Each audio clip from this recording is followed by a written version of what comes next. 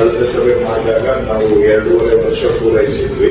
ಈ ಸಭೆ ಮಾಡುವಾಗ 1000 ದಿನಗಳನ್ನ ಪೂರೈಸಿದ್ದೇವೆ.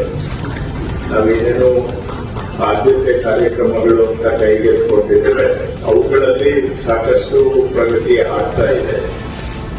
ಆದ್ರೆ ನಾನು 14 ಬಾರಿ ಹೇಳಿದ ಹಾಗೆ ಕೆಲಸ ಮಾಡ್ದಂಗೆ ನಮ್ಗೆ ಗೊತ್ತಾಗುತ್ತೆ ಅವಾಗ್ಲೇನೆ ಇನ್ನೂ ಜಾಸ್ತಿ ಇದೆ ಅನ್ನುವಂಥದ್ದು. ಸೊ ಆ ಒಂದು ಪರಿಸ್ಥಿತಿಯಲ್ಲಿ ನಾವಿದ್ದೇವೆ.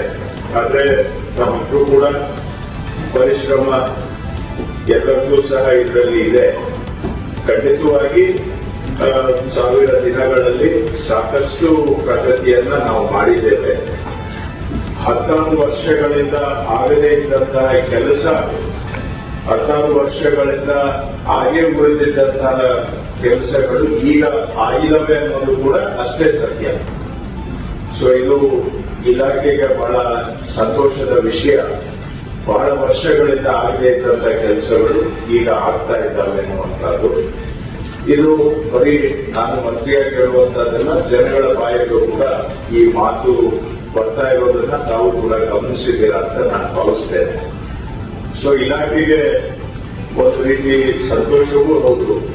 ಈ ರೀತಿಯಾಗಿ ಎಲ್ಲೋ ಒಂದು ಕಡೆ ನಾವು ಮಾಡುವಂತ ಕೆಲಸ ಜನಗಳಿಗೆ ಅನುಕೂಲ ಆಗ್ತಾ ಇದೆ ಅನ್ನುವಂಥದ್ದು. ಮತ್ತೊಂದು ಕಡೆ ಈ ಹಿಂದೆ ಇಲಾಖೆಯ ಬಗ್ಗೆ ಜನಗಳಲ್ಲಿ ಒಂದು ಭಾವನೆ ಇರ್ತಾ ಇತ್ತು. ಈಗ ಅದರಲ್ಲಿ ಸ್ವಲ್ಪ ಬದಲಾವಣೆ ಆಗಿ ಜನಗಳು ಕೂಡ ನಮ್ಮ ಇಲಾಖೆಯನ್ನ ಗೌರವದಿಂದ ನೋಡುವಂತಹದ್ದು ಬದಲಾವಣೆ ಆಗಿದೆ ಅಂತ ನಾನು ಭಾವಿಸ್ತೇನೆ.